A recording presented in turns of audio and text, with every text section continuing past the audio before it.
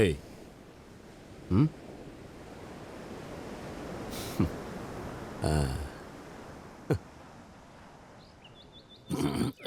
கட்டப்பெரி இந்த வாட்டியாவது நல்லா போடுறா.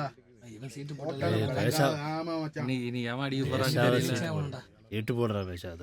மச்சான் நல்லா காடுறா. அவுத்திராத. பேசாம வீட்டு உள்ள. வேற மொக்கையா காடு போட்டுருக்கான். சீட்டு போடுறா சீட்டு போடுறா. போடு நான் கிளம்புறேன்ப்பா. போடு நீ போடு. தெரியும் தெரியும் போறான் விடு. ஓகே கூடாது.